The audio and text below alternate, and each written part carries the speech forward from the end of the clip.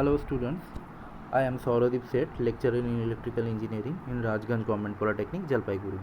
Today I am going to discuss about the construction of three-phase alternator. Now what is this alternator, or you can also say synchronous generator? It converts mechanical energy to electrical energy, which means mechanical energy is the input to the synchronous generator and electrical energy is the output from the synchronous generator. Now the synchronous generator or alternator has two main parts. One is the stator, which is the stationary part, and another one is the rotor, or you can also say the rotating part.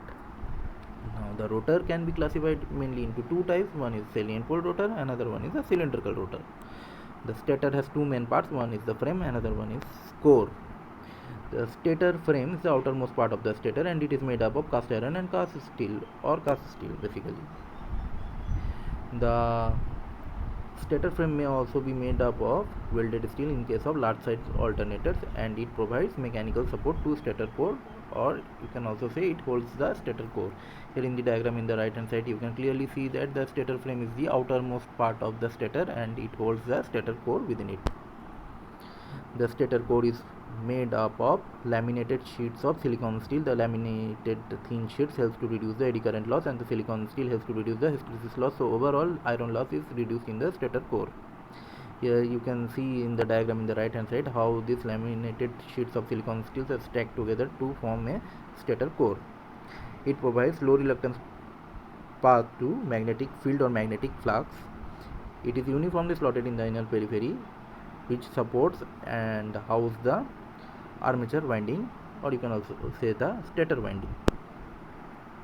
The stator winding has at least three coils, one coil per phase. Each coil is displaced by 120 electrical degree in space. It is star connected. The conductors are insulated in the stator slots. Here in this diagram you can see that how the stator conductor is insulated from the stator core. There is a layer of insulation present in the slot which will help to insulate the stator core from the conductor. It is lap wound. In the diagram, in the topmost diagram, you can see how a lap wound coil is present and how it is placed in the stator slot. One of the coil enters into the slot number 1. From 1 to it goes to slot number 10. From 10 it returns to slot number 2. From 2 it goes to 11 number slot. From 11 number slot it again goes to 3 number slot, and then from 3 number slot it goes to 12 number slot. In this way the lap wound winding is arranged. Now one end of each of these three lap wound coil is connected to form a star winding, and the connected end of these three coils provides the neutral point. In the bottom diagram you can clearly see how these lap wound coils are connected at one end to form a star winding, and the end at which it is connected it forms the neutral point of the star winding. Here in this diagram you can see that how two parallel coils in each phase of star connected winding are present.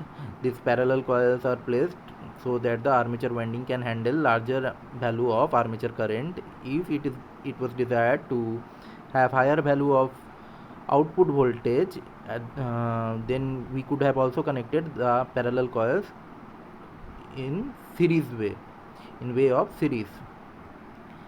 The coils, if had been connected in series, it would have provided higher value of output voltage, and for handling higher value of armature current we can connect it in parallel. The two coils can be connected in parallel.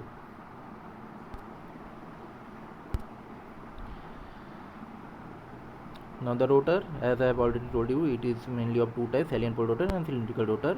The salient pole rotor is projecting out and it has concentric and concentrated windings. It has non-uniform air gap. It is laminated and it is made up of silicon steel.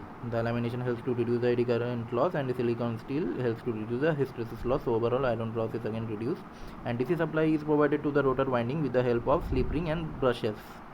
In this diagram you can see one rotor steel spider structure which holds the projecting out pole, and the pole has got some damper bar slots at its face, in which the damper bars are present, and the damper bars are short circuited with the help of a copper ring at its end, and the damper bar helps to reduce the oscillations which may arise in case of sudden load change of the alternator. In the pole body you can see four small dot like structures. These are called rivets. Rivets are pins which are used for holding the lamination sheets of the salient pole rotor together to form a salient pole rotor.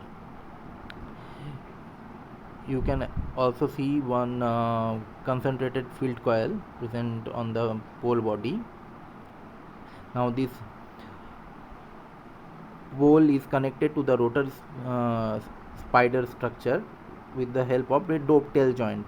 The joint you can see between the spider structure and the salient pole is mainly called a dovetail joint, and this rotor spider structure is mainly used in case of salient pole rotor alternators of larger sizes. In this diagram, in the left hand side you can see another salient pole rotor structure, but in this case the rotor spider is not present, and it is used in case of small size alternators.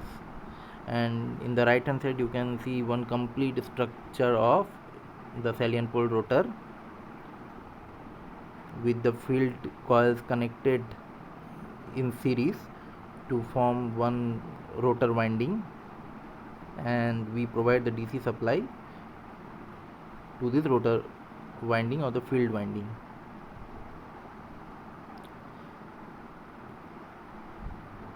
Now the number of poles in case of salient pole rotors are always greater than 4, and we can see that the number of poles are higher than cylindrical rotor poles. As the number of poles is higher, so the synchronous speed, which is given by 120 into frequency by number of poles, is less. As the number of poles are high, so synchronous speed is less. It has a smaller axial length and larger diameter. Here in this diagram you can see what is this axial length and what is this diameter. Larger diameter helps to accommodate higher number of poles, and it is driven by water turbines or diesel turbines. Pole face are suitably shaped or profiled to obtain fine flux density distribution in the air gap. Here in this diagram, if you see one pole face, you can see it is kind of curve shaped, and this special shaping of the salient pole helps to generate the sinusoidal flux density distribution in the air gap space. Here in this diagram you can see how the salient poles are kept at a bit distance from one another by increasing the diameter size of the salient pole rotor, and by keeping the salient pole poles at a bit distance from one another we can reduce the leakage flux by increasing the reluctance of the leakage flux. The leakage flux, if get reduced, then it will help to generate higher value of voltage in the output, because leakage flux give rise to a leakage reactance, and the leakage reactance will cause a drop in the voltage. On the cylindrical rotor, it is a single piece solid robust structure of cylinder, and it is not laminated. It is made up of nickel chrome molybdenum steel, and it has concentric and distributed windings. It has uniform air gap, and as it has uniform air gap, so variation of flux doesn't take place, so it is safe from iron loss. So iron loss doesn't take place in case of cylindrical rotors, and so it is not laminated also. Here in this diagram you can see how we have provided the DC supply to the rotor winding, and it has caused to a current direction which is represented by dots in the windings which are present in the left hand side of the pole, and in the right hand side of the pole the current direction is shown by cross.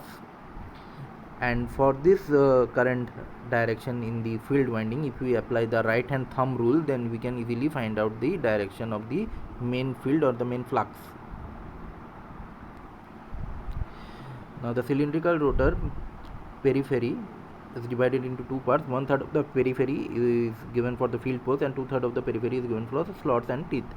Out of the 2/3 of the periphery, 55% of the peripheral length is given for the teeth, and 45% of the 2/3 of periphery is given for slot. The reason for giving higher percentage to teeth is to minimize the chances of magnetic saturation by keeping the proportion of steel more.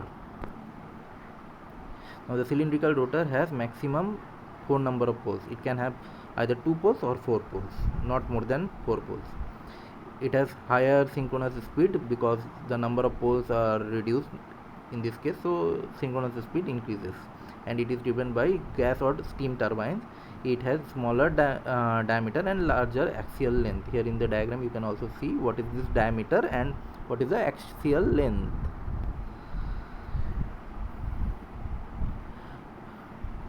Now here are some important points written in this note.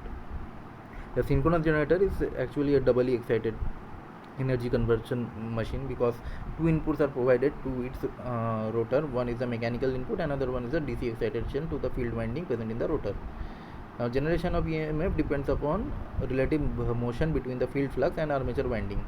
So synchronous generation can have either rotating field poles and stationary armature, or it can have rotating armature and stationary field poles. Synchronous machines have armature winding on stator, which is a high power winding, and field winding on rotor, which is a low power winding. And now we will be talking about the advantages of providing field winding on rotor and armature winding on stator. Now before going to that, I will like to show you one rating of synchronous generator. It is 247 MVA, 15.75 kV output generated voltage of the alternator. From this rating we can easily calculate the armature line current by dividing the MVA capacity with the help of root 3 and output line voltage, and the obtained armature line current is something approximately around 9000 ampere, and the phase voltage is something around calculated as 9 kV. The field winding, as I have already told you, is a low power winding, so for rating of something around 1 megawatt and 500 volts, the field current is calculated as 2000 watt. So you can clearly see the difference between the field current and the armature line current. Now the advantages of providing field winding on rotor and armature winding on stator. First point is more economical. More economical because for providing the armature winding on the rotor, you need to have 4 slip rings, and if you provide the low power field winding on the rotor, then you need to have only 2 slip rings for providing the DC supply. So for having 4 slip rings, it is always going to cost more than having 2 slip rings. Second point is more efficient. Only 2 slip rings are required, so the number of sliding contacts are reduced, and so sparks is also reduced, and so losses are less, so it is more efficient. Better insulation because stationary armature windings can easily be insulated for higher value of voltages from 11 kV to 33 kV. Efficient cooling because stationary armature winding can easily be cooled, and so we can construct higher rating of synchronous generator. Water cooling arrangement can easily be installed for higher power armature winding in stator. More output because placing low power field winding in rotor makes rotor lighter, so centrifugal force reduces and we will get higher rotor speed, so we will get higher output. for a given dimension of alternator. Now, lesser rotor weight and inertia. Field winding carries less current, so copper requirement reduces, and its insulation requirement is also less due to its low voltage. So reduced rotor weight allows us to use low price bearing, and its lifetime also increases. Armature strength becomes more because armature winding carries large current, so its copper requirement is high. Deeper slots are required for placing more copper in it. Armature winding, if placed on stator, it provides wider and stronger teeth. Strong teeth results in less noise due to vibration, and also protect against damages. Now the size of the machine is also reduced. If armature was made rotor, then size of the motor would have increased, and so stator size also would have increased. By if we keep the armature winding in the rotor, then armature is always a high power winding. So for high power winding, the size of the rotor would have become higher. And now for keeping the stator outside the rotor, so definitely the stator size now again becomes higher.